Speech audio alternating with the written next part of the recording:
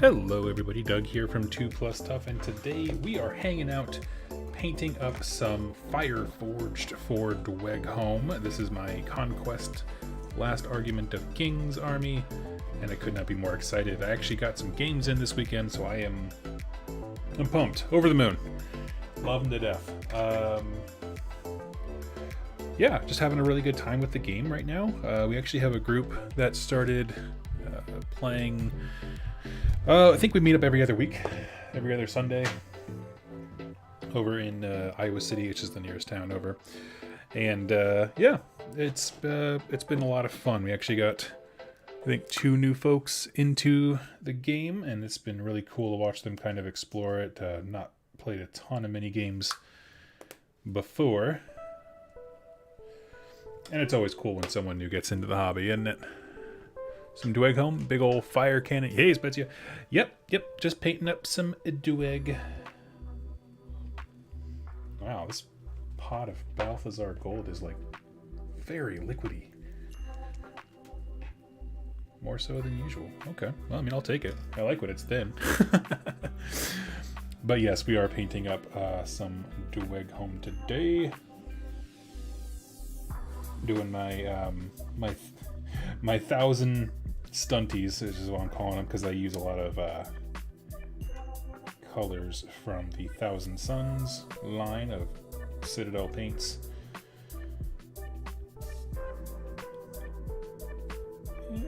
Just because I like the blue. I love the blue. Makes a good color to start adding things in.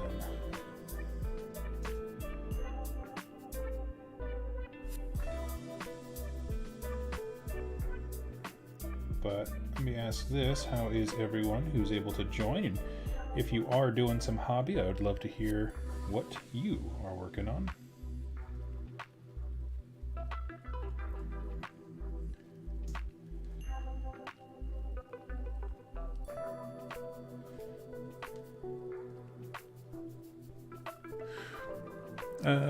How's the weather where you're at in Iowa? It is raining here as well. What's up, Jesse?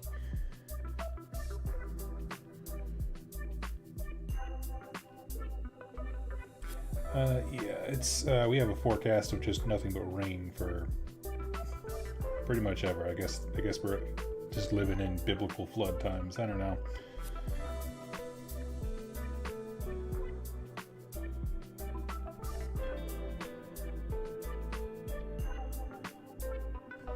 Don't feel obligated to share, but I'm curious where you're at. If you're also in the Midwest.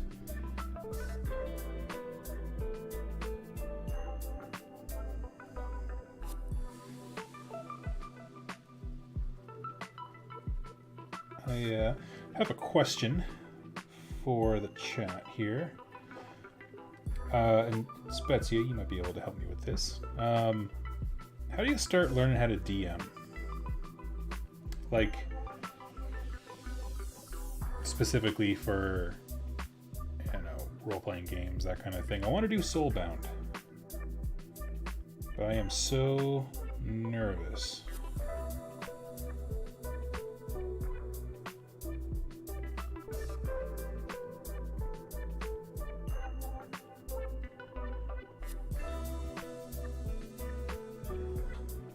But they do have quite a few like modules and stuff like that. Live in Johnston, Iowa. Oh, right on. Johnston, where's that?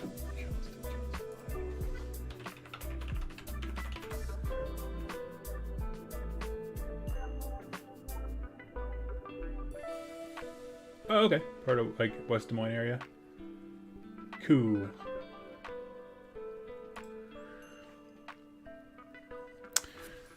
Working on my ironclad. Nice.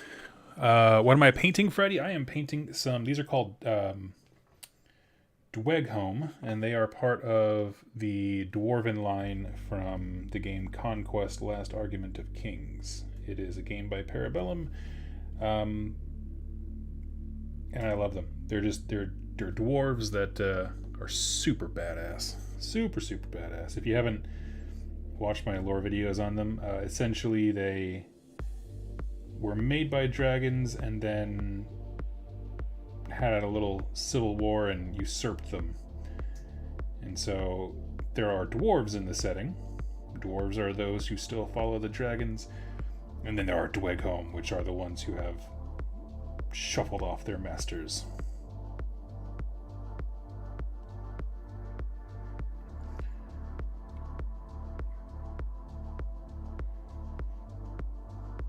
They are armed to the teeth with all kinds of gun and badassery. If you want to get a sense of what the faction's like, just Google Hellbringer Drake and you'll see some stuff.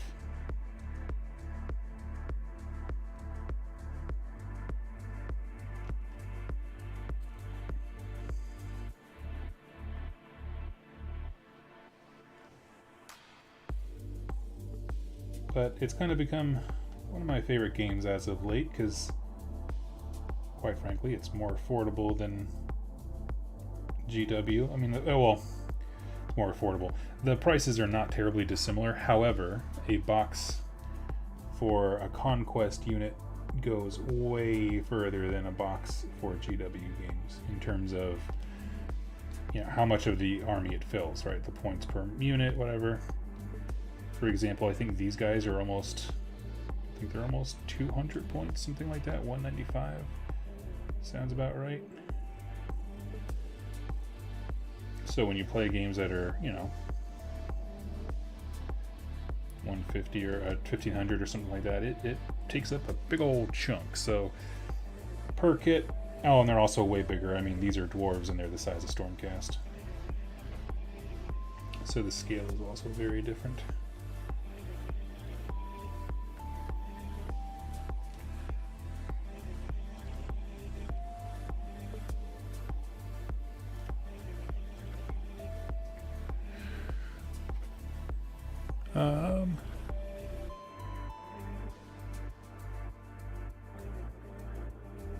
Honestly, just doing it. Make sure you have some story beats and settings as long as you approach DMing as the referee and narrator. The players should be fine. Okay. Right on.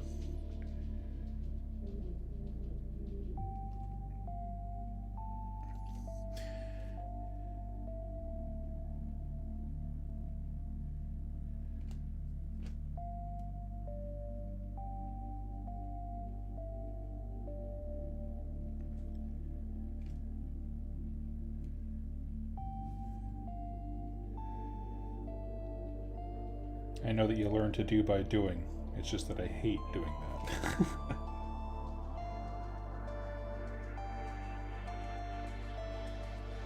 I'm somebody I like to prepare. You just gotta, you know, I know part of it is just letting everyone play their own game, right? With their own definitions of fun and stuff.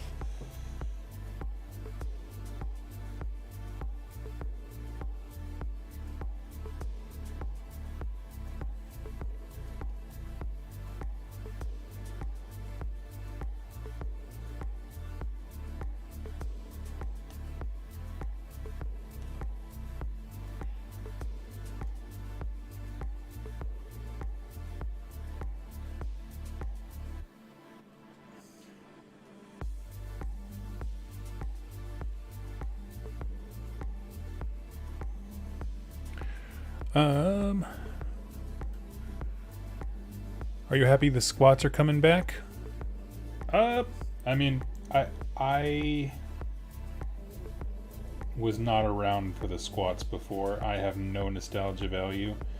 The only thing that I think about when I think about squats is I really hope that the people who say they wanted them for forever actually buy them when they come out. I don't have a dog in that fight. I'm not interested in any 40k stuff right now. It's just the game is just not in a place where I would want to try it, if I'm honest. It's just there's so much, and if you already play one of their Games Workshop games, like I do for AOS, asking me to jump into something else, ooh. Especially because they are merciless when it comes to the product releases for 40k. I mean, they know it's their cash cow.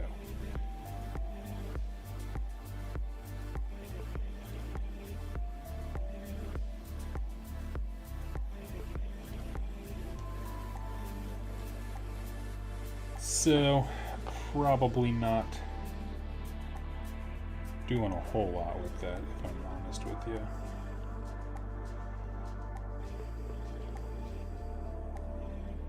But, you know, it's one of those things, if people are happy and it's not just a meme, and, you know, folks are getting what they want, I'm happy for them. Always will be.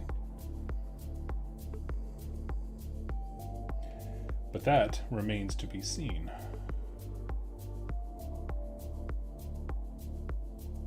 They also, have they been specific? Is it a full faction, or is it just a, like they have separate or distinct and bespoke war bands for 40k? I mean, not 40k, kill team. Do we know it's not a kill team? Because that'd be my thing, is like, what if it was just a kill team? Where is your squad god now?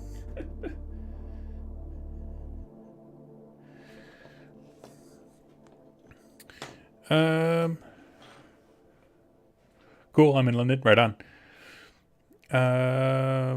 Do you think Lion L. Johnson and the Dark Angels will be good for AOS? Omar, I'm sorry, I don't understand. Those are two totally different universes. The players will do what they do. Think the second shape of the diamond. Have a starting point. A big fan out of possibilities that lead back to a point, so you have a big plot beats. Okay, that makes perfect sense.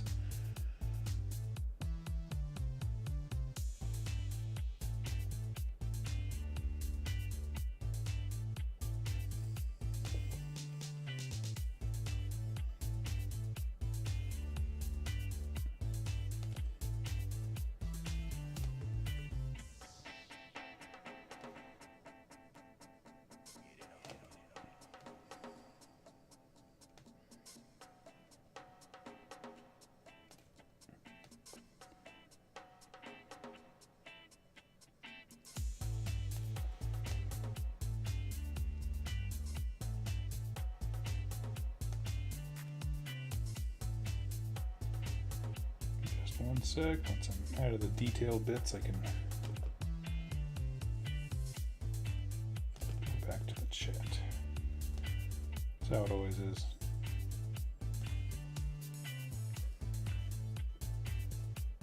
Yep, okay. Making sure I got everybody's arm. You ever like see a point when you're doing batch painting and you're like, that seems like it was easy to miss. Wonder how many guys I missed that on. You have to like backtrack a little bit.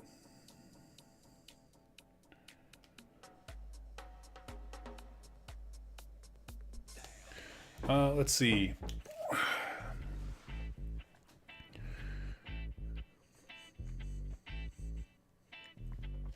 Afternoon, Pyromancer.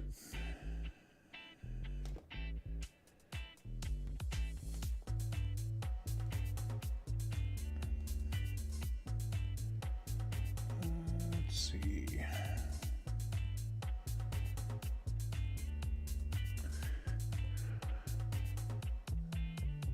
How's it going, stream?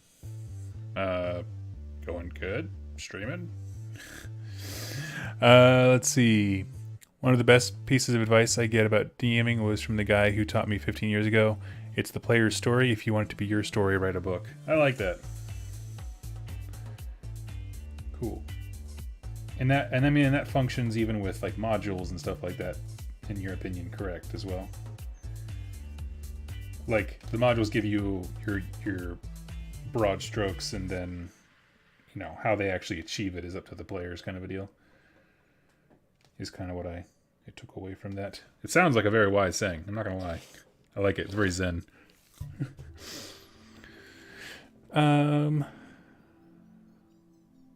Freddie, how are your Savage Orcs coming?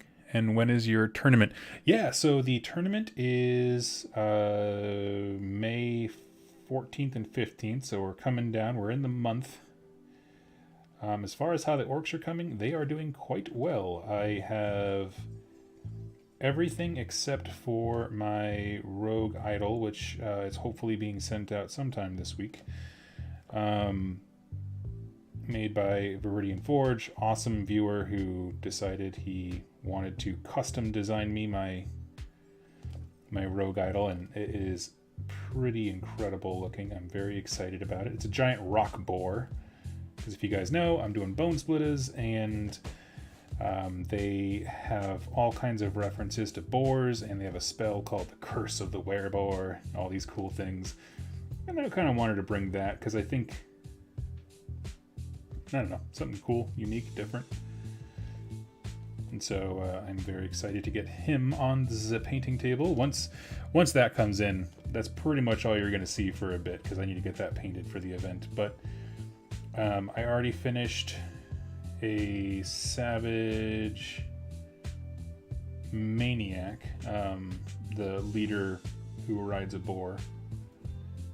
I painted him real quick off camera. Yeah. So I got to do that, and then I have to do a little bit of basing, and I don't know, like I have the actual ground texture that I'm doing for my basing, but not like plants and stuff. I got to figure that out. That's going to be certainly a big part of it too, in the lead up to the event.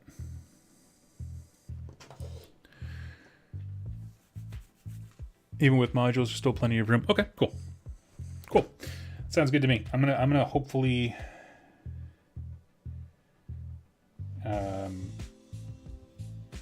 set up a practice thing at some point.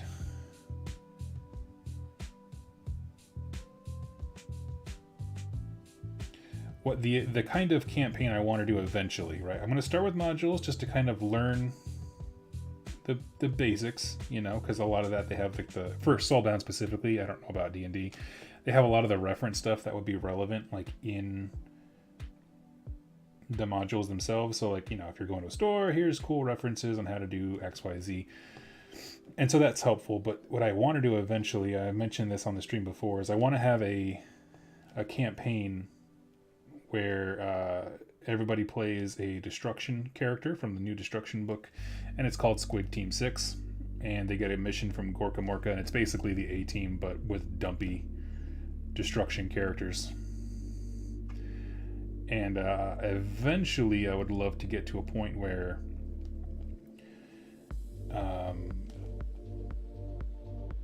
I can have a regular show with that kind of content.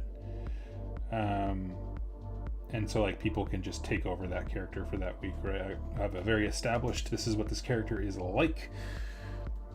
Which one do you first come, first serve? Which one do you want to take control of and play as that night?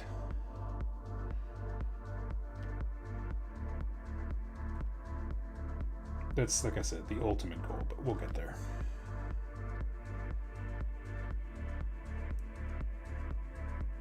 I would much rather just be patient, take my time and learn the game, and have, you know, my dream come to fruition later on, rather than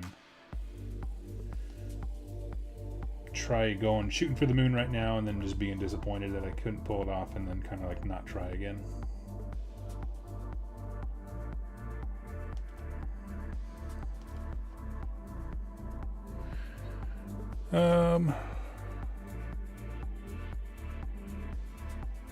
If power creep hadn't completely destroyed 9th, I don't know if I ever got an AOS. Fair. Florian, hey Doug, what annoys you about 40k currently? Oh yeah, so my thing with 40k is like the only format that interests me is their Crusade format, which is like the equivalent of Path to Glory. Because nothing else. Like I have no interest in competitive gaming. I don't care, which most people are on board with.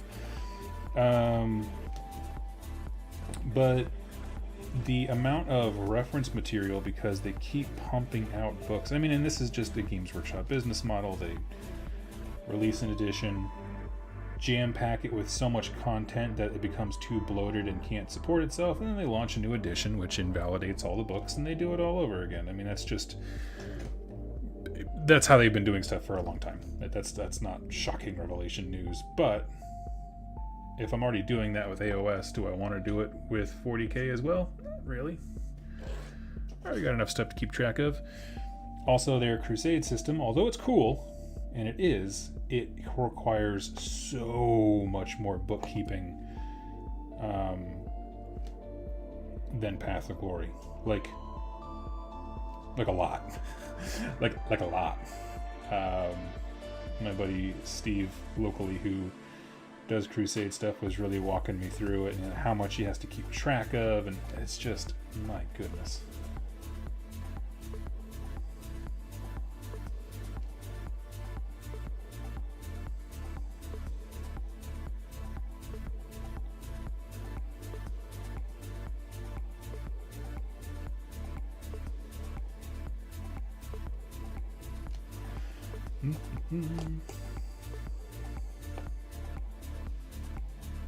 I don't know. It's just been I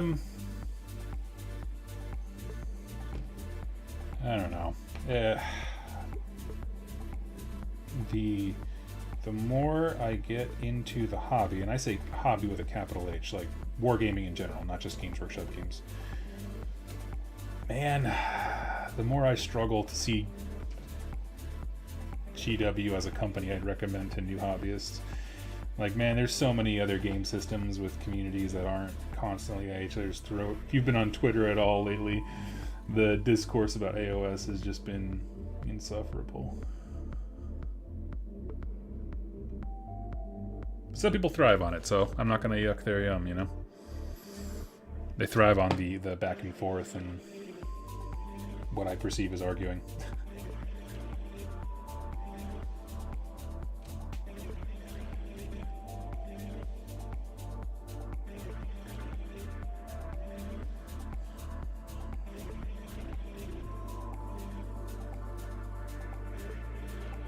I think lately the discourse has been centered around competitive versus narrative, and how does that work with events and soft scores and things like that. I mean, which has always been a discussion point. Always.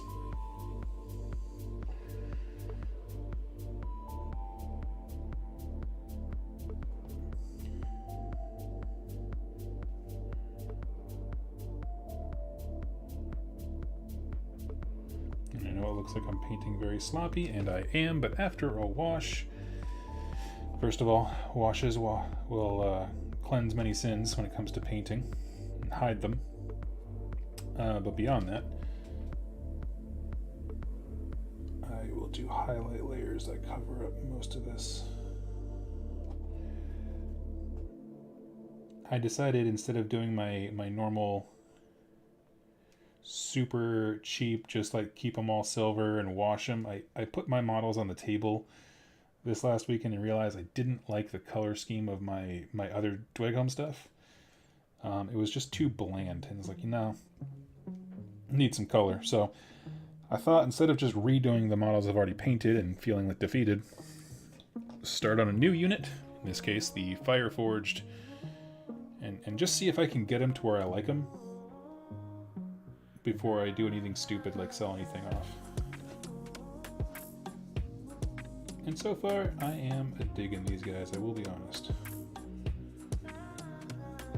Like, when I say dig these guys, I mean like the paint scheme. I love the army. I played a game this weekend where it definitely went sideways for me. I was dominating round 1 through like 4. And if you don't know, Conquest, it's a longer game. Your units don't start on the board. They have to come in from reinforcements. All your units, always, all the time. And there's ways some armies can navigate around that, but it's really cool. It sounds odd, but in practice it actually is quite cool. Because normally if you walk up to a table and you're like, how come I don't put my toys on the table? Well, they got to come onto the battlefield, which again sounds odd, but it also means they're off the table and can't be deleted before you have a chance to do anything with them. Like that happens in 40k. I have multiple times. I have tanks lined up. This is from, various editions I've played. I don't think I've actually played this current edition of 40k, but I have played the one before it and several before that. Before the big change, But, it's no fun when your stuff gets deleted before you can even do anything with it. So that kind of solves that problem. But yeah. Pyromancer, I have those books for you, my friend, if you'd like to.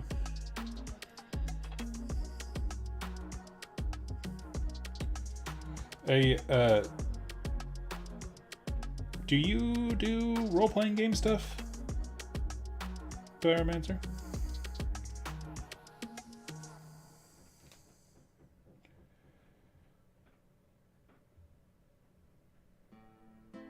It's a pretty simple system. It doesn't seem very. I mean, like, I don't know. I don't play a lot of role-playing games, so compared to others, it seems very accessible. And there's like pre-made characters and stuff like that if you just wanted to jump right in.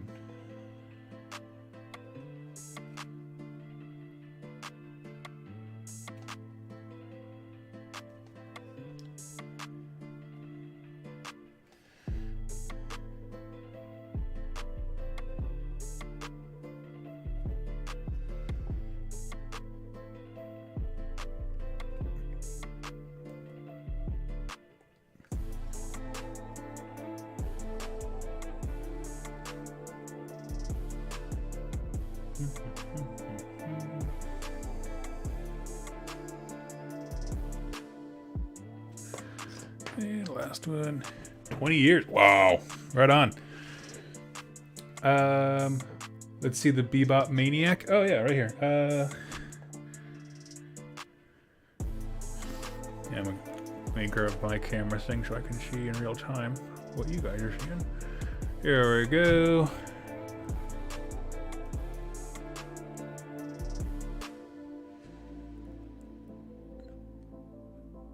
There he is. I really don't like Games Workshop resin. Sorry, I had to brush my mouth. Really don't care for Games Workshop resin.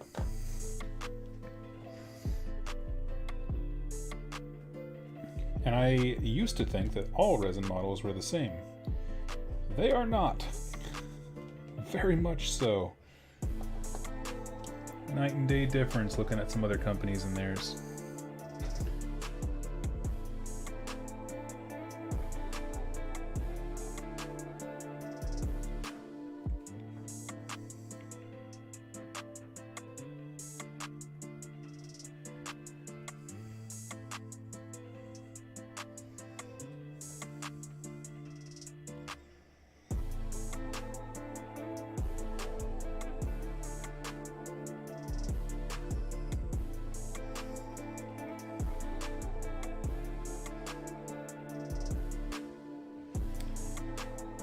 I'm just going around looking for all the normal parts that I typically miss.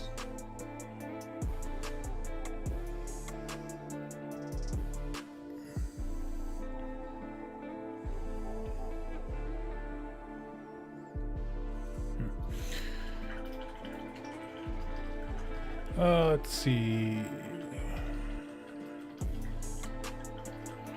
Oh, I lost my chat here. Give me a second. Let me get caught up with all these questions here.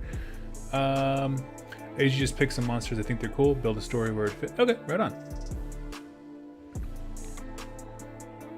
Also remember when you're going to do an extended campaign, so a non-module, make sure to award progression to non-combat things. Where you ends up with murder hobos. That's good advice, for sure. I remember, Biofoot is a regular in the chat here as well, and I got to sit in on some of his Soulbound games when he did it with his group. I had a warrior priest, which was a terrible idea. Well, it wasn't a terrible idea. The way that I built him, because I leaned into basically being a face character, I was not able to contribute a whole lot. And then right when I was, my schedule changed and I wasn't able to join in the group. Like, I finally got an upgrade where I could have like a pet attack dog, Griffhound, to start contributing. I was like, yes, this is it. This is my moment. Things are going to turn around for old War Priest. And then schedule changed and I couldn't do anything. I was like, oh, well, that sucks.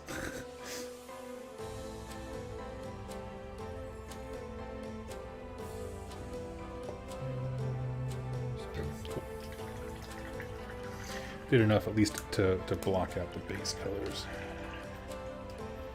So now he's got to go back with some silver on a liner brush, or lead belcher rather, and then clean them up, be ready for a wash. So let's do that.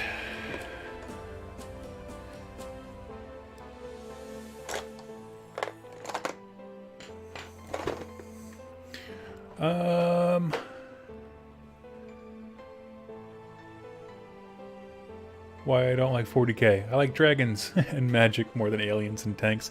See, I can get really into like the tanks and stuff like that. Like, I think those things are awesome. What I don't think is that they don't feel like tanks on the table. You know, they don't, and they don't feel like vehicles. I don't know. Not sure character I would want to play. Yeah, I mean, when we played that one, the Champions of Order, which was their first kind of expansion for characters, had just dropped, I believe. I don't know what I would do now. Now there's so many different types of characters you can jump in with.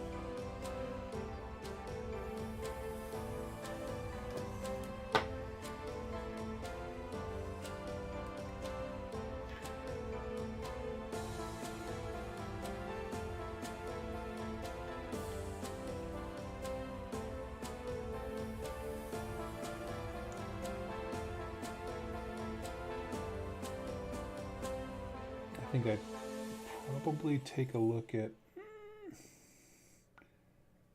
I don't know, man. It depends. Like, I'd have to look at the rules and see how interestingly they represented some of the death factions, because I like them in concept, but not to play as a full army in AOS.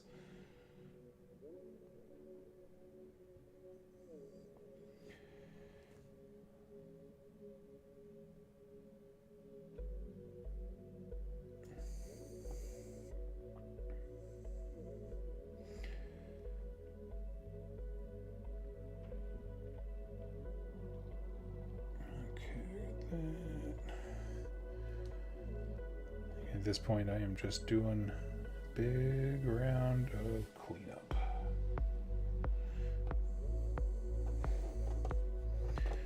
Before we start washing these boys.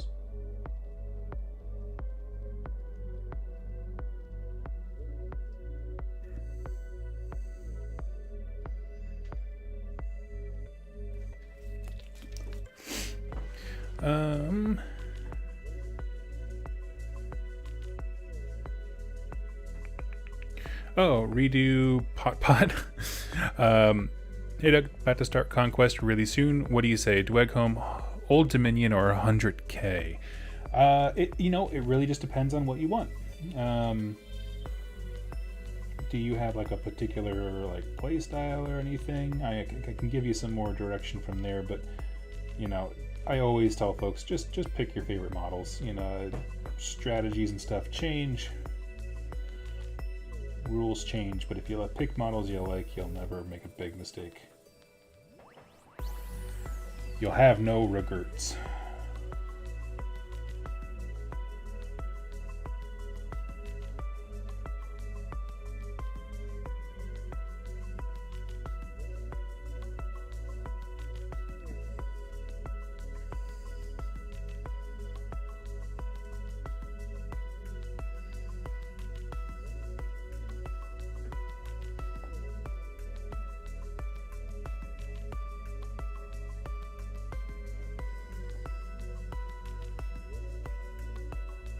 Was I like drunk when I painted this bronze in here? Man, I got it everywhere.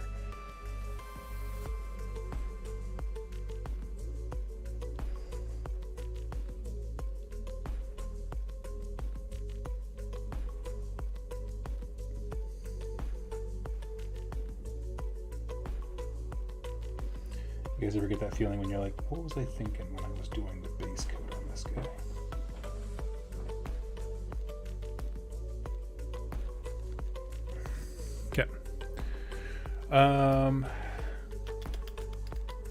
Well, I have Nurgle and Stormcast and AOS. Would like a different playstyle, I guess. Different from those. What were your suggestions? Dweghom, 100 Kingdoms, and Old Dominion. I'm gonna be level with you. I do not know much about the Old Dominion. I have not taken the time to really read over their entries. If I'm just being super honest. So, I can't talk too much about those in terms of suggesting them. If you're looking, the cool thing about Conquest is that all of the factions can tend to be able to play in a variety of ways. I just suggest picking a strategy and building towards it. So, for example, if you wanted speed, if you're elite units, 100 Kingdoms is definitely probably the most flexible, I would say. Definitely, probably. Yep, that's a sentence. Is by far the most flexible in terms of, you got knights, you got all kinds of stuff if you just wanted to be aggressive and fast.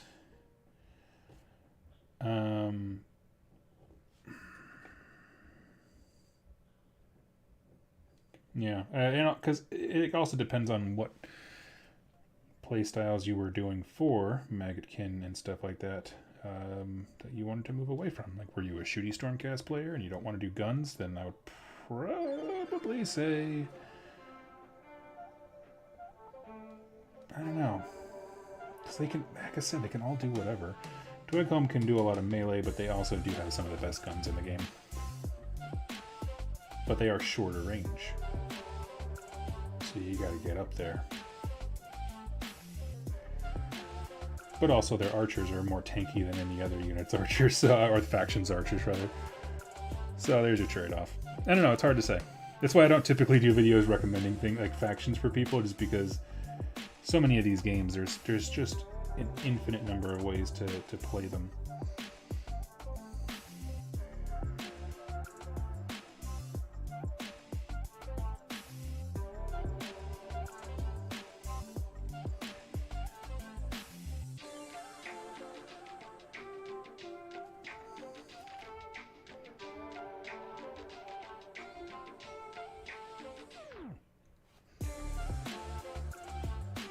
Also say if there's a particular phase that sounds interesting, like charging or whatever, that can also be something to build around.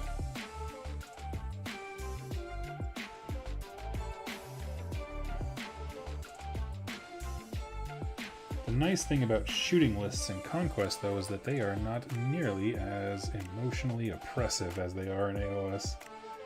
If you're not familiar, if you don't play Conquest, you don't take any kind of morale test from shooting attacks, which ends up being massive.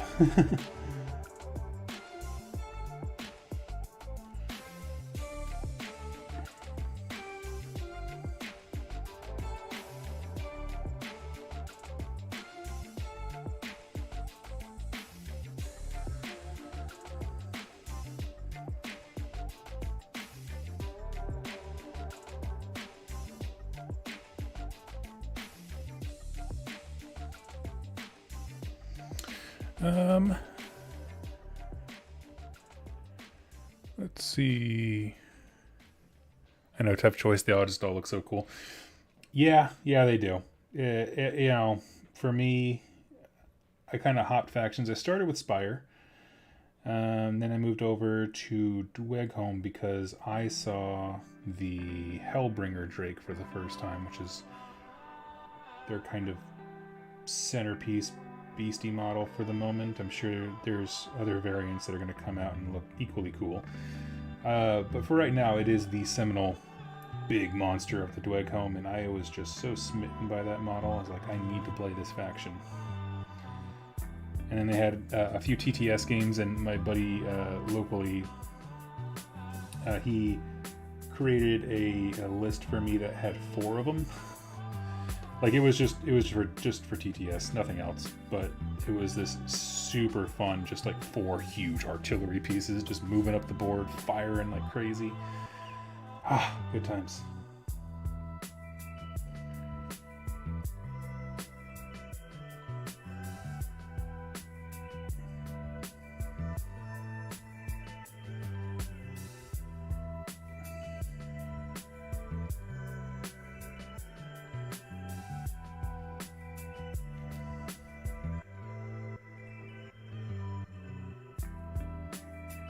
So yeah, for me, my strategy on settling on a faction was just, I knew I wanted something that was tougher than the Spires, because you know, because of the factions I play in other games, you know, like Orcs and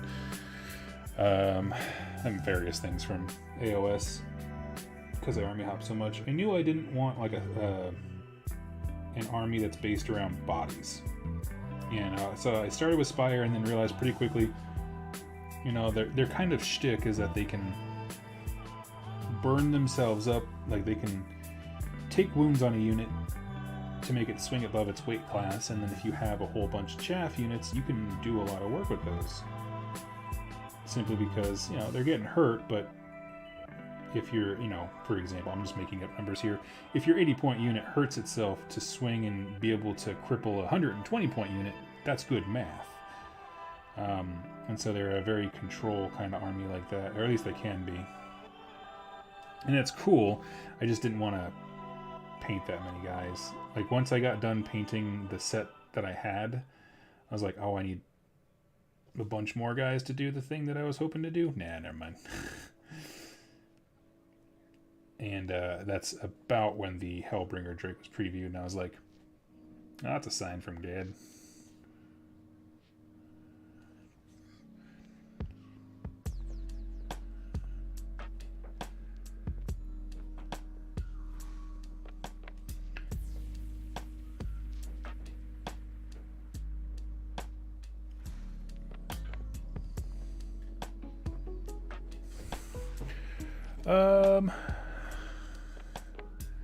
The only thing about the 100 Kingdoms, I will say, they don't have any big monsters. They truly are humans in the strictest sense. Like everything else, you know, like the Dweghom are dwarves, and they have a whole bunch of lore reasons that separate them from traditional fantasy dwarves, which do exist in the setting. You just can't play as them because they are slaves to the dragons and all these kind of things. But when you look at 100 Kingdoms, like, if you're somebody who yearns for the simpler days of Warhammer, when Bretonnia and knights and chivalry and all this kind of stuff, 100 Kingdoms is where you're at. But that also means that you are, you know, an average guy in a sea of unimaginable horrors, which is like its own kind of thing. It is its own kind of appeal, I will say that, because it's pretty badass to think about. But again, that's, you got to know that going into it.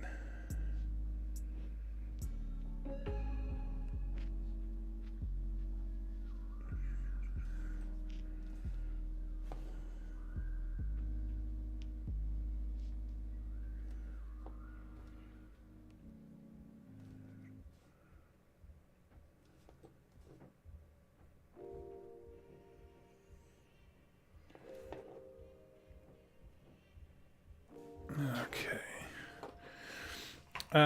Still want that Apex purely because it's almost exactly what my BBEG is current. I don't know what that is, but my players are currently in a settlement where both supply. Oh yeah, dude. Oh wait, I missed a question. I'm so sorry. James Carlin. Hey Doug, apologies for the completely random question. How did you paint the eyes on your boars? Trying to paint, yeah, I can tell you that. So the way that I did the eyes on the boars, you just take a white of your choice, not like a harsh white, but sort of a soft one. In my case, I like Menoth Watt Highlight. It's, like I said, it's kind of like an ivory white, somewhere in there. And paint over the eyeball. You're going to get it on the skin. Don't worry about it. So I do the eyes. Now for my boars, I left the eyes white because I want them to look like they're frothing and crazy like rabid, so like their eyes roll back and they go all white. So that's pretty much where I end there. If you're doing eyes at that point, I would take a little bit of a, not pure black, but something close to it, and put the slit in, and then go back with your skin tone and clean up the edges, and then it'll form the eye. But yeah, it starts off looking messy, so like you're not doing anything wrong if you have a huge blotchy eye at first, and it's just a matter of cleanup. I would demonstrate, but all of these guys are wearing helmets or goggles.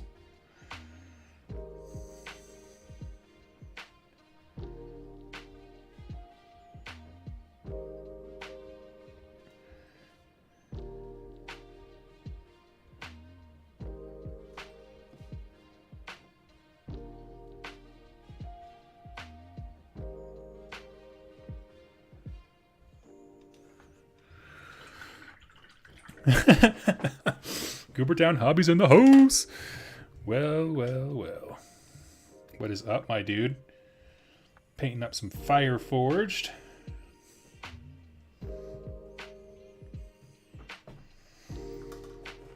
And I'm just biding my time for you to put all my painting to shame.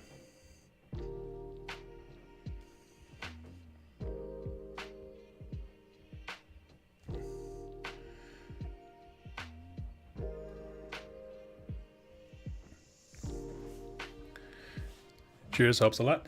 Yeah, I keep it pretty simple. Honestly, I hate painting eyes. It's the worst.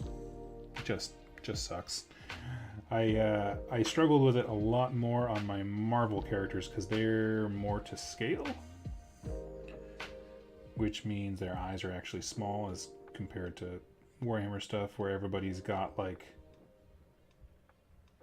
massive heads and hands.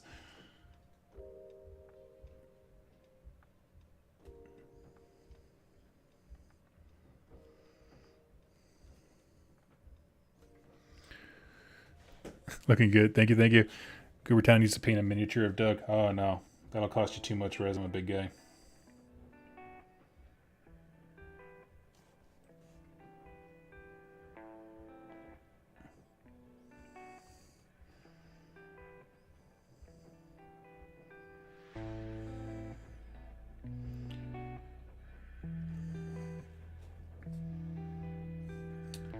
I can't recall. Goobertown, are you in the Midwest?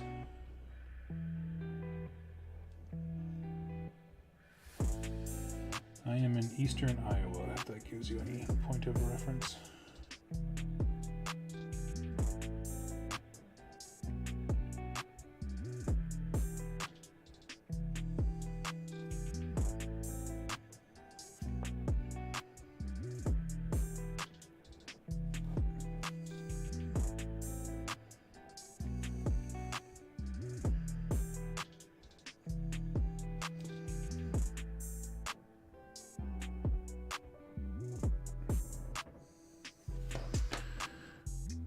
Yep, we got him. Let's see. I just don't paint the eyes.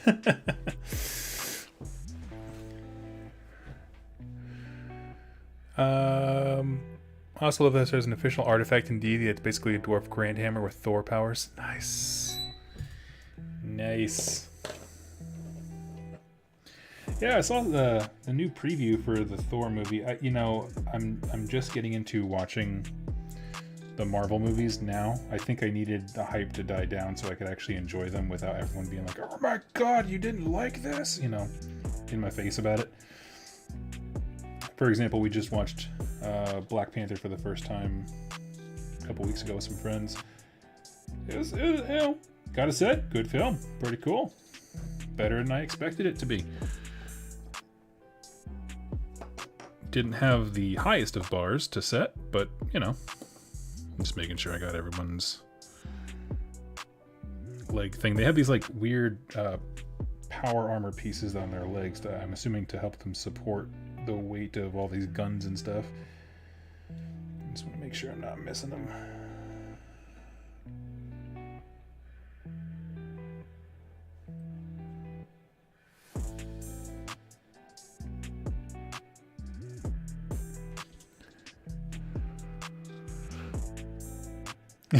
I came here for the music and stay for the company. Ben, how you doing, buddy?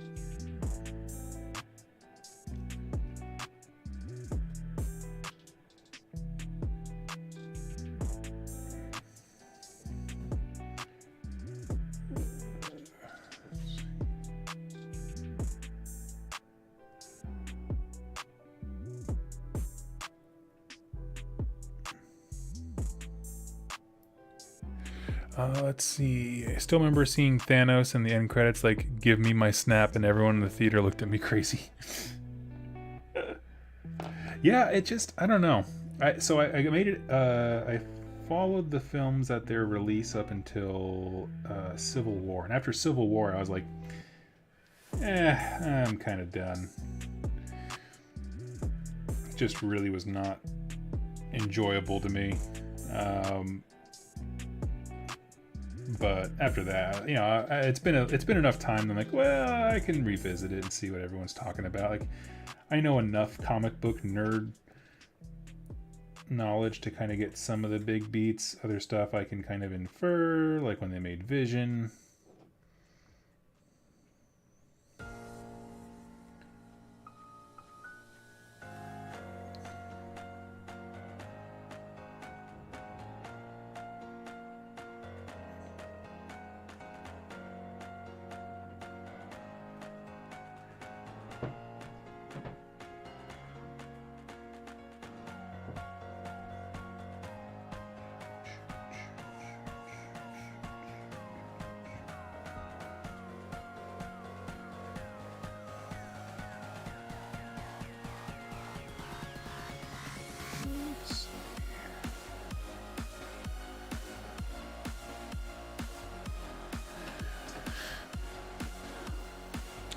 I miss gaming here with you, Doug. Been painting building. Aw. I miss you too, man. I miss a lot of the folks. If you guys aren't catching it, Ben was one of my... sorry, my brain just stalled on where I was painting this guy. Ben was an awesome person and a good friend of mine up in the Seattle area that I was gaming with. Having a bunch of good times. Getting smoked by his Daughters of Cain. Because Ben is one of those magical people who can just read a battle tome and be like, well, it's my first game with them, but let me just go 4-1. Like, whoa. Which is a superpower I respect, and I don't get it. I have a buddy here, Jeremy, who does it's kind of the same thing. Let me just crack this game rulebook open. Oh, okay, this is how you win? Okay, awesome. I already know all the ways to not exploit, but to play it intelligently.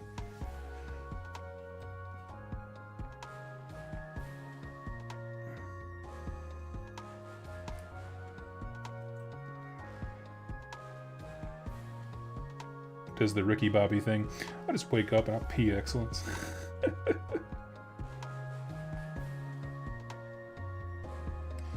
But yes, as much as I found some really cool people to game with here locally, I do miss my friends up there.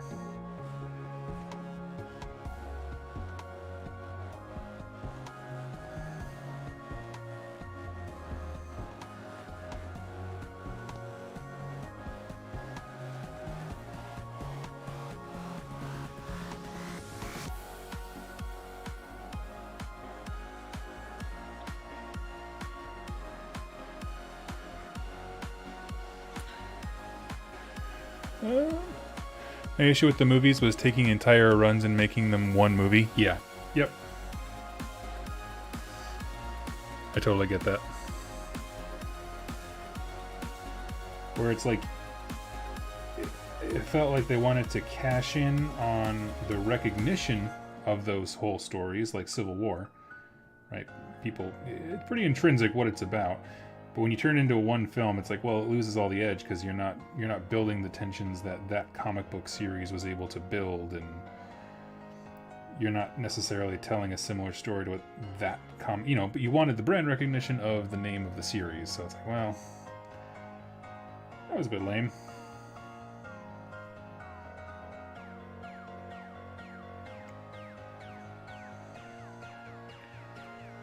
Now here's the question. Do you think they're going to be bold enough to do the zombies one?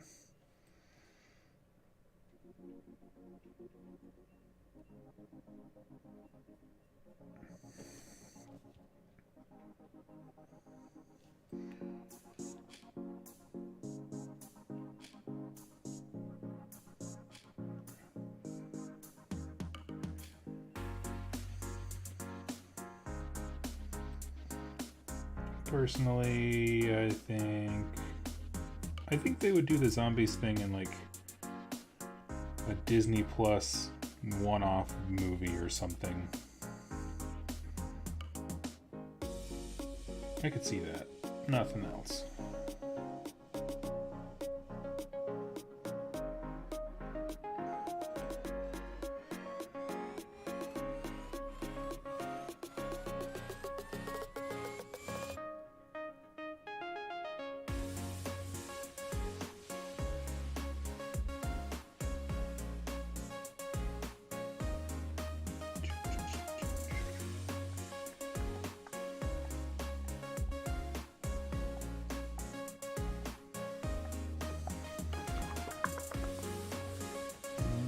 Okay. Didn't they do zombies in one of the What If shows? Did they? I don't know. I don't know.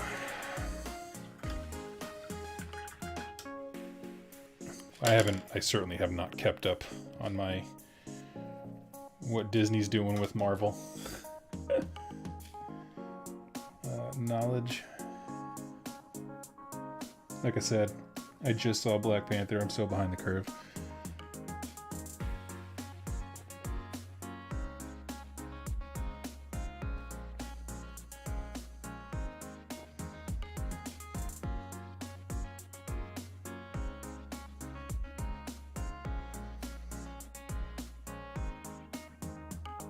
I don't know, but definitely playing Marvel Crisis Protocol has gotten me re-interested in the movies, that's for sure.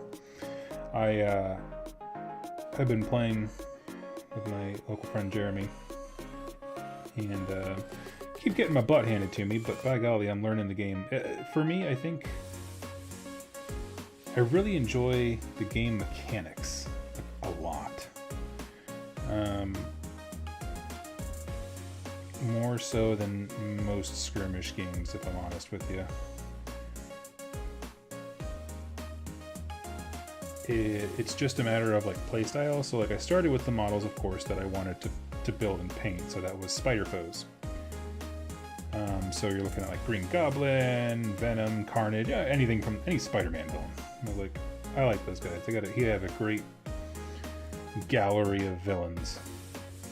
Spider-Man does specifically, in my opinion. So I'm like, okay, we'll start there. And the more I'm playing those Spider Foes, I'm like, this is not working for me. I mean, I think they're very killy, but they're not the best at like objective play, which is what wins you games. And so I recently went out and grabbed Kingpin because I'm going to pivot into, is it Criminal Syndicate or something like that? Criminal Organization, whatever he has. Which, just by looking, the second I looked at the cards and stuff like that, I was like, oh, it just immediately clicked with me. Not that I'll necessarily win all my games from now on, but it just, in terms of playing for objectives and stuff like that, it just really immediately was like, I understand the path to victory now. Yes.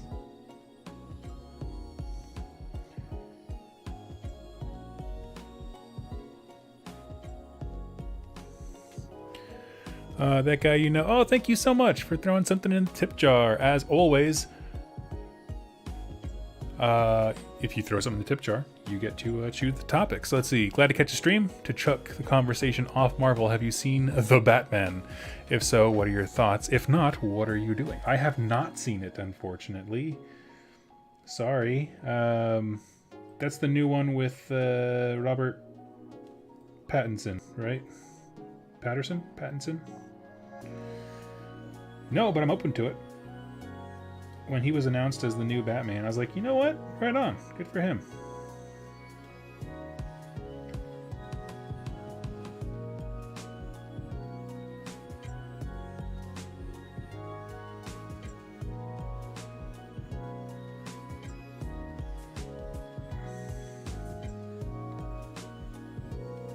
I was certainly more excited when he was announced over like Ben Affleck or something.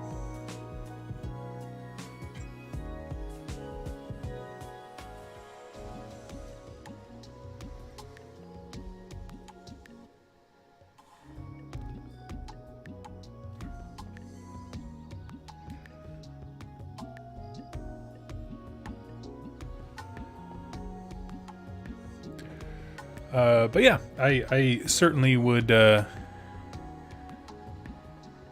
Batman. It's a long one, worth it. If you have HBO Max, it's on there. Oh, it is on there. Okay, yeah, I do have HBO Max. I will definitely check that out. Thank you for the recommendation. Since I kind of flailed at that one, since I haven't seen it, that guy, you know, do you have any other topics you want to chat about? It could be any kind of nerddom thing. Could be, honestly, it could be just about anything.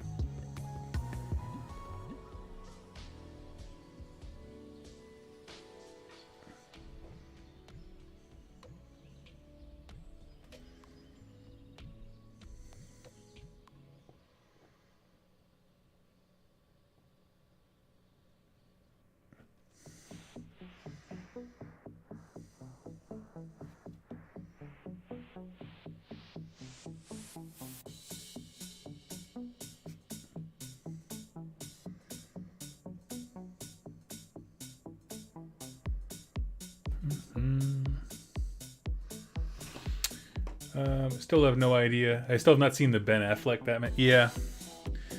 It's just, you know...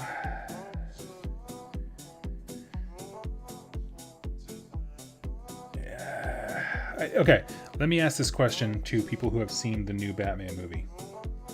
Is he back to being the world's greatest detective? I feel like he got into a real gadget phase with some of the Batman characters. And that's not actor-driven, that's just, you know, the writers or whatever.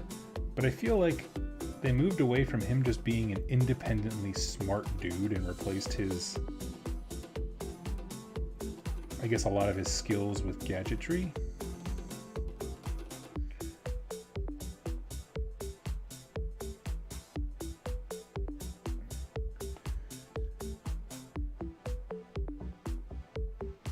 And I would really only be interested in it if it felt like a return to like what Batman is. Just a multi-millionaire out there trying to make the world a better place who's really sad about his parents.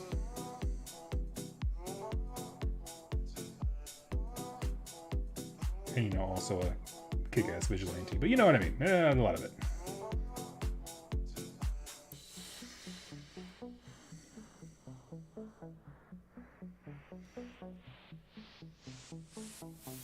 I think the Adam West Batman set him back in terms of being a great detective when, you know, he would just pull answers out of his tail end.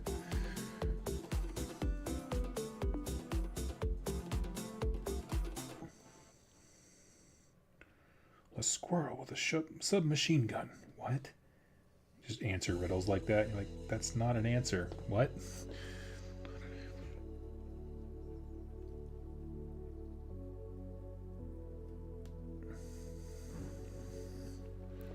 He is a detective, 100%. Not very many gadgets, but he is not great at being a detective. It has major... Long Halloween?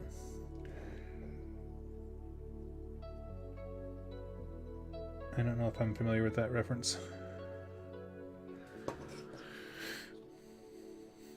Hey everyone, the tasty brain drain, I like that. Oh, here you go. For your toss in the tip jar. I'd appreciate any insights into Path to Glory games. My local shop is looking to start a campaign, and I want to be there for it. Sweet. I truly believe that the Seasons of War Thondia book is a absolute must, as it unlocks a whole bunch of campaign stuff that the base system in the core book, which is cool, and there's a lot that you can do there, so don't think that you need to go out and buy it before you can have fun. But it unlocks a lot of the things that are mentioned in the core rulebook that you don't otherwise have rules for, like, say, outposts, things like that. If you just want to hear about it in general, it is very simple and straightforward. You're just playing a series of narrative missions, trying desperately to not let your troops die. If you want a pro tip for you, play your games out to the end, especially if you are a death or demon player. And the reason I say that is whenever you end the game, whatever models you've lost, you have to take a casualty roll for them, and there's a possibility that they die permanently. So, like, for example, if you have a squad of, let's say, 20 clan rats, 10 of them die, which is good for clan rat math. You then, at the end of the game, have to roll 10 dice, and any of those ones result in a casualty score, meaning when you next play that same unit, whatever their casualty score is, that many dudes from the unit are not available to you. So if 10 die, you start the next game with a 10-man unit of clan rats. Usually won't be that dramatic. Usually it'll be like, you know, you'll be 1 or 2 guys down, but that matters significantly if you're playing like Stormcast. So be sure to have ways to heal your units, and if it looks like you're gonna win, focus on bringing bodies back to your units, or using the rally command is important. Otherwise you'll spend entire, you know, games worth of glory points just trying to, like, restock your units because everyone's dead. I think that's probably a really good piece of advice. What else? Yeah, I guess when it comes to the narrative stuff, the missions that they have are very, I think, well written. Just really focus on playing to the objectives because they're always super different.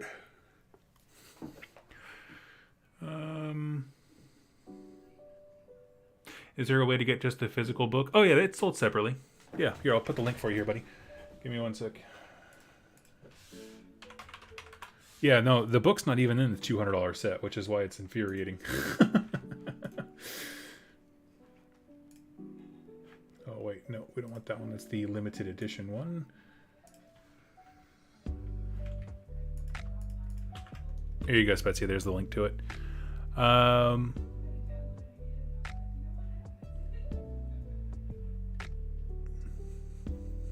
Yeah, let's see. That's probably the best insight I can give you to Path to Glory is just constantly, as much as you can, try to get your guys back before you end the actual game. It is going to matter immensely when it comes time to, you know, do your casualty scores and stuff like that and get battle honors and things. Thondia book, not necessary, highly recommended, as it has a whole set of tables for like new veteran abilities and stuff.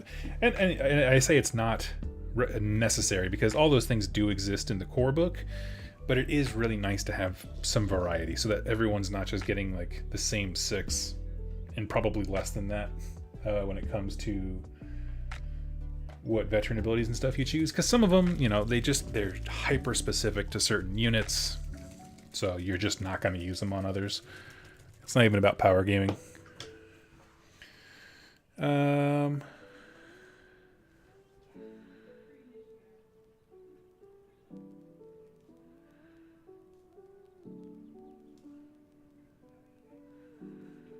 Daylight Express, hey buddy. Long Halloween is a story which retells the origins of Two-Face in Batman's early days. Two-Face is not in this film or anything, but Bruce is very much focused on being about fear. Okay, cool. I like it.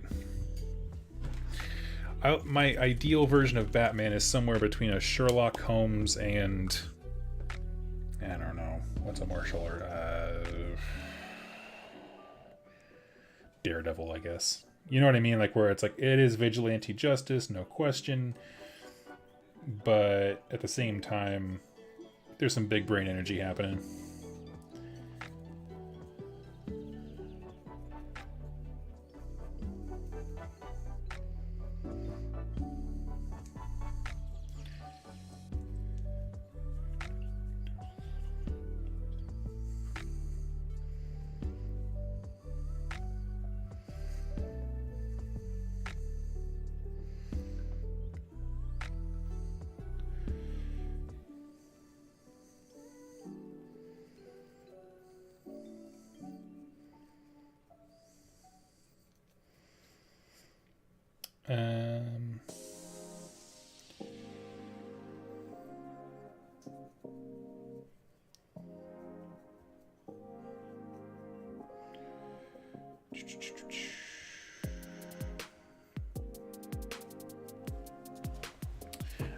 Batman Beyond, super underrated. I watched that, yeah. I actually like that quite a bit.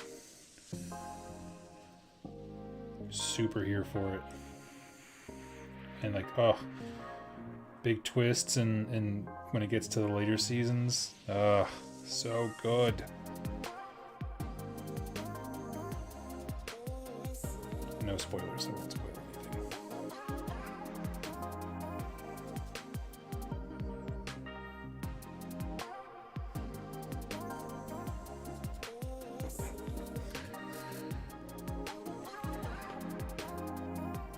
When do we see in a feature non-animated movie first? Yeah, Miles, because he has the might of sales data behind him when it comes to non-animated features, just because they did do an animated feature of him and it was a mega success compared to any of the animated movies that like Batman has done. I mean, just massive. Into the Spider-Verse was huge, both artistically and storytelling wise, specifically for the character of Miles. Like, obviously there are other great animated movies, but that was between those two. Oh yes.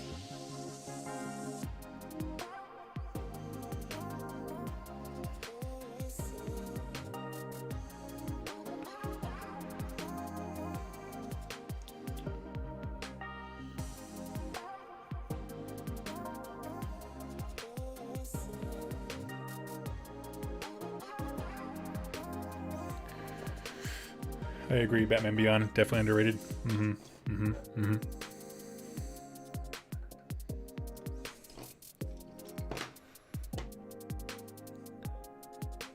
Yeah, I'll check out the Long Halloween though. I got, I've never been a huge comic book person, so it's hard to get into it. I find it to be a hobby that is difficult to enter. Because at this point, every character has so many freaking books and alternate history timelines and crossover. You're just like, what if I just want to learn about Iron Man, for example? And it's hard. I don't know. It's hard. There's so many options. There's so many recommended places to start for each character, no matter which character it is. Even ones that you're like, really? There's a whole series about that guy? They didn't get bored after writing this character, like 3 pages in? Interesting.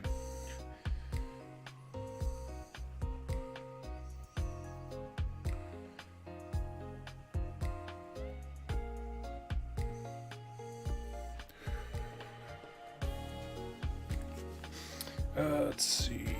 Trying to think of other things for the Path to Glory question there, that guy, Heal units at all costs. It depends on, other than that, it depends on what your store wants to do, like how narrative they want to lean. Because, you do have stuff like, there are ways in the new system to incorporate a not Path to Glory, Anvil of Apotheosis character, where you build your own character kind of a deal. And I tried building a few that I thought would be broken, just to see how bad you could make the system. Honestly, there's not a lot, it's all very simple buffs to factions, nothing groundbreaking, which is fine. That's what it should be. But there's also like whole campaigns and quests you can do to get that person on your team. It's pretty cool.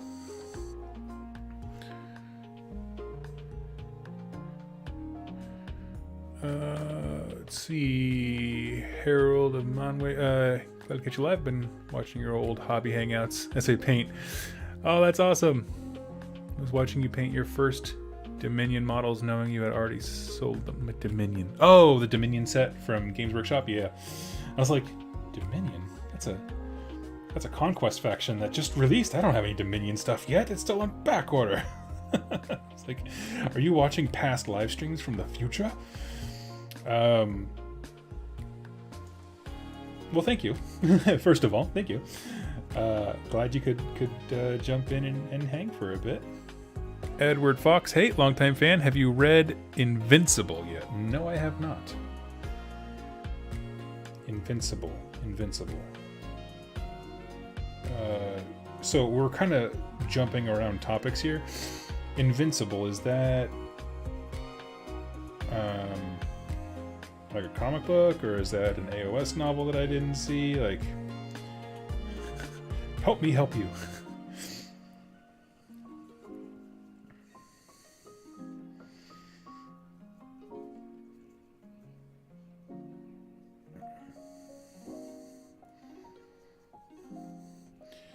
I will be honest, lately, any questions that start with the phrase, Have you read?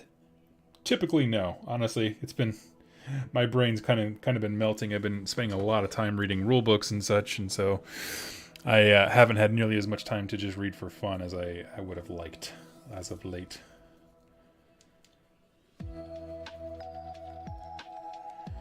I'm trying to get very well versed in conquest rules as well as preparing for an event that I'm going to in May for AOS.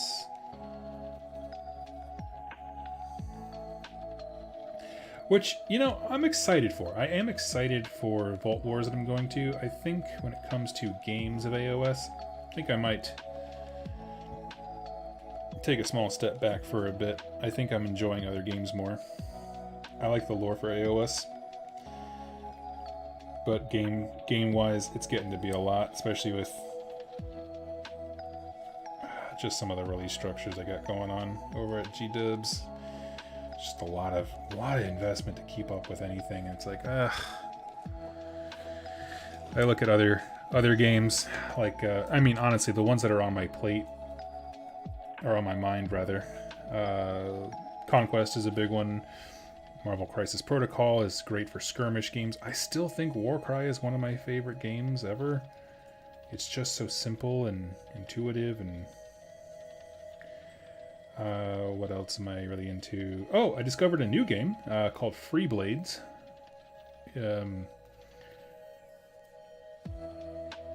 Designed and made and manufactured right here in the US of A, and they're based out of Missouri.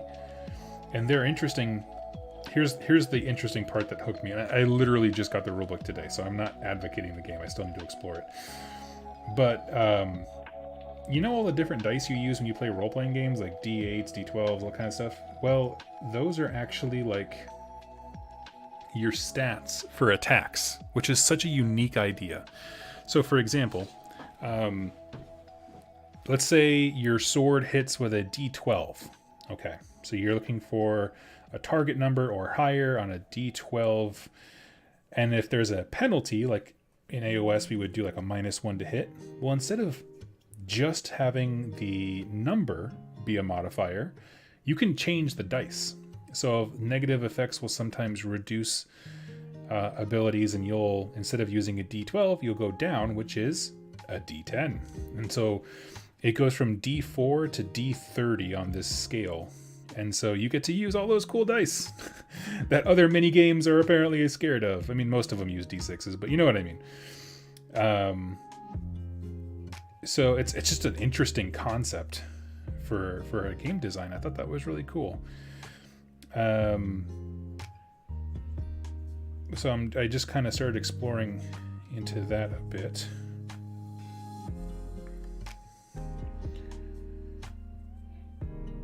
But I don't know. More and more like I get into this hobby, I just become really enamored with unique game concepts. And that one to me was just like, oh, interesting. So it really does have a great bleed straight from role-playing games into skirmish stuff.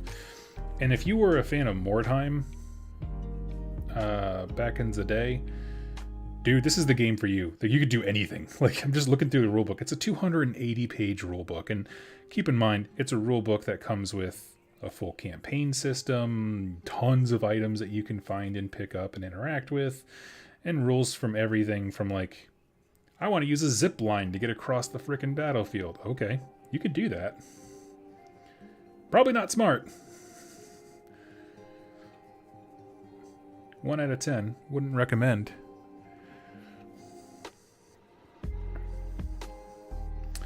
What is this? What am I painting? I am painting up some Dweghom for the game Conquest, Last Argument of Kings by Parabellum.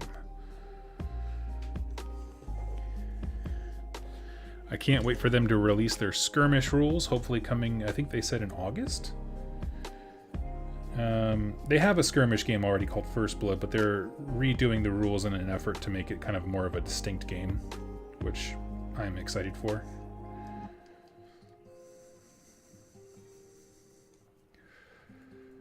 Right now it just feels like mini-me Conquest, which is fine, but I think they could do more. It's a comic book. They made a season of it a year ago. Highly recommend. Basically, a Superman kind of character killed all the Justice League, and his son became the savior of the. Wow. Shoot, dang. Oh, is that the one that what is it? HBO has a cartoon of.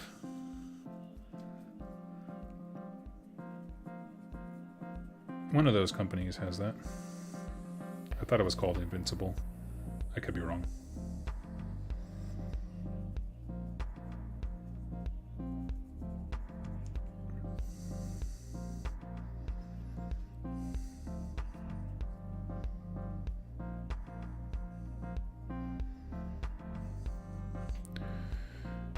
I was referring to the game system.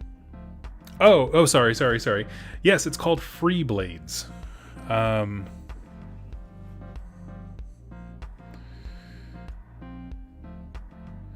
Yes, sorry, it's Free Blades. It's so I first heard about it from the host of Cubic Shenanigans, Dan Bears, which is an AOS podcast. He was talking about his experience at Adepticon and the different games he got to demo and try out, and that was one of them. And when he said that, I was like, what the hell does he mean? Where you get to use different, like the modifiers are different, literally different dice. And I was like, that sounds so interesting. So yeah, I went and checked it out. It's made by a company called DGS Games. So if you type in Free Blades into Google, it should be one of the first ones that pops up, DGS Games. And it's interesting. They have an entire like World Anvil thing where it's like a lore organization site, so you can kind of sift through the world they created. I believe they're beta testing a role-playing game set in that same setting at the moment.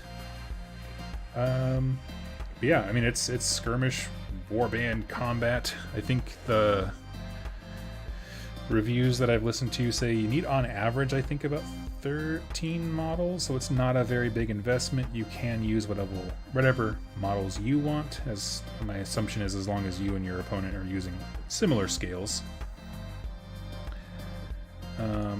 Yeah, I painted Free Blades dude riding a dragon. It seemed pretty good. Nice. I can pull up the site and talk about it here in a second, because all this stuff is going to need a lot of time to dry anyway, so we can have that chat. Like I said, I just got their rule book. It has so they're cool about their rule book is it's $10 and it's a living rule book, meaning you buy it once and every time they have an update, your purchase is still valid. You just go back onto their site and re-download the updated version. And without showing too much of it off, because I do want folks to always go support these companies, I'll show you how cool this is. Let me get it pulled up here.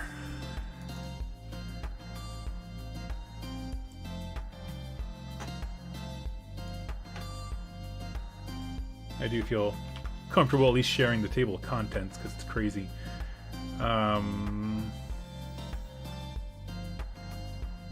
Yeah, so it's a living rulebook and it's also interactive. So all of these things, they're all linked and they're constantly updated, which is so freaking cool.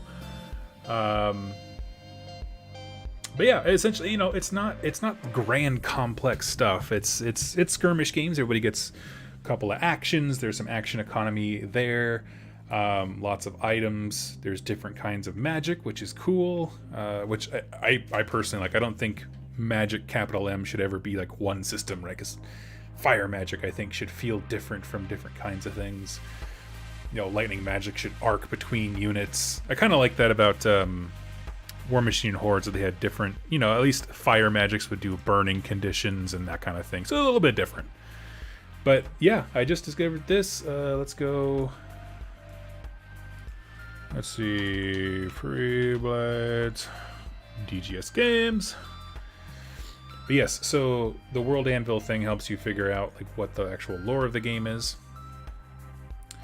And they do have some really cool models. I'll say that. I'm sure Brent can probably attest to that more than I can. But yeah, for $10, the living rulebook, and they're already on 22.2 because they just keep making it better. And again, if it changes, where is it at? Oh, I thought there was. Basically, if you go to your, your account and it's purchases or whatever.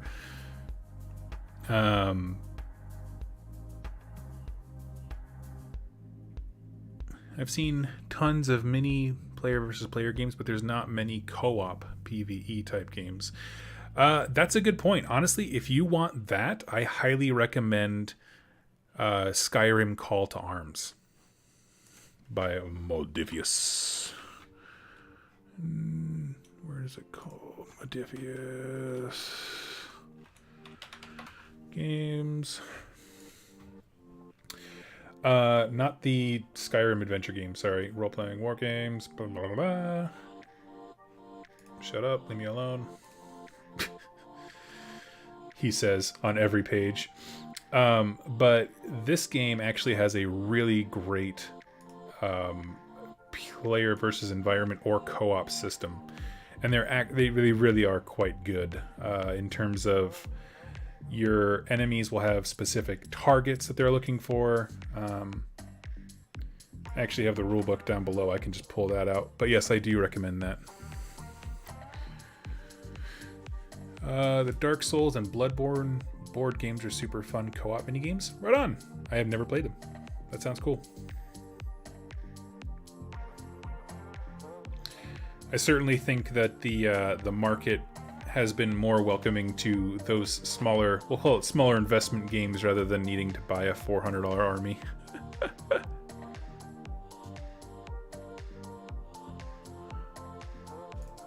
But yeah, but I do recommend, I'm gonna hopefully start twisting my friend Pyromancer's arm and displaying some Elder Scrolls Call to Arms here pretty soon, because they're really cool. There's actually, I'm trying to find the page. Where is it at? They have a supplement for it. I think it's called Rules Expansions. Here we go.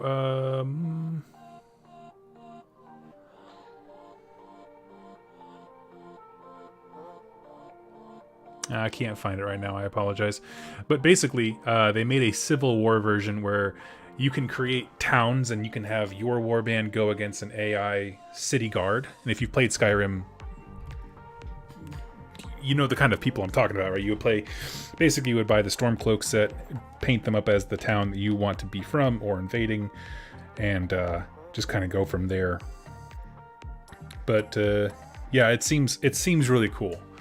I haven't done it quite yet, but what do you think of the Call to Arms models? I bought the Dark Brotherhood heroes, and she didn't go together very well. Watching people paint minis looks like a ton of fun, but they really seem like a long-term investment. Expensive plastic. It is. I'm not going to lie to you. But that's part of where the value is. It's expensive because if you think about the amount of entertainment dollar per hour, you know, you go to a movie, say it's $12 for 2 hours of entertainment, $6 an hour. You buy this box and it might cost you $50. I don't actually know what the price on these specific guys is. I got them in a trade. But, you know, you spend X amount of money, how much time you spend painting and assembling and then playing them all contributes to that. And the more you play with them, obviously, the better value that hobby per dollar gets. As far as the minis for Call to Arms, I actually have those right here. Let's see. Here, I'll just slide this in there. Got the minis on top. I didn't care much for building the skeletons, but everybody else I had a wonderful time painting up. This is my Stormcloaks. That's not really focusing very well, I apologize. The project, it kind of got stalled out because at this point, this is when this is the exact moment that they previewed Path to Glory for Age of Sigmar, and I was like, no other games matter, it is only Path to Glory. You can see the moment my inspiration to paint Skyrim stuff died.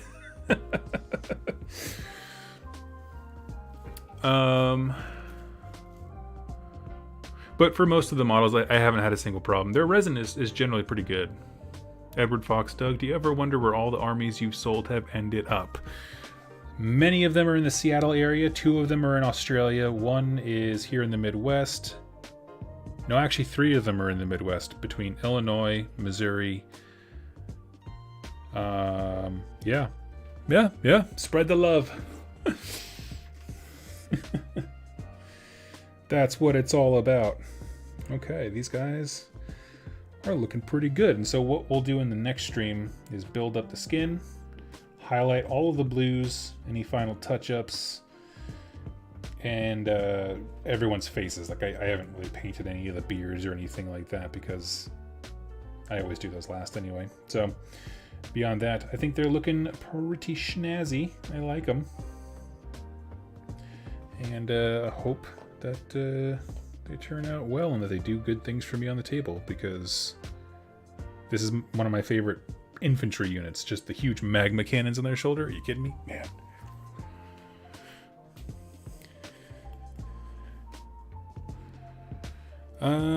With that said, you know, friends, I think I'm gonna hop off. How long have I been at it?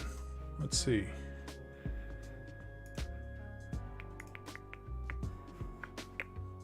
Hour and a half? Yeah, it's about right. Let's do that. Let's hop off for the day. Let's see. Ether Demon. I have no idea. I can't tell what... Man. I feel like this is a topic where both me and Goobertown Hobbies just kind of slam our head in the desk. I have no idea what they're doing with Cursed City. They make it sound like it's coming back later on, but I have no clue. So, stay tuned for that, I guess. I don't know. We'll find out together. Anyway, thank you guys so much for hanging out, and I will catch you all very, very soon. And happy wargaming to you.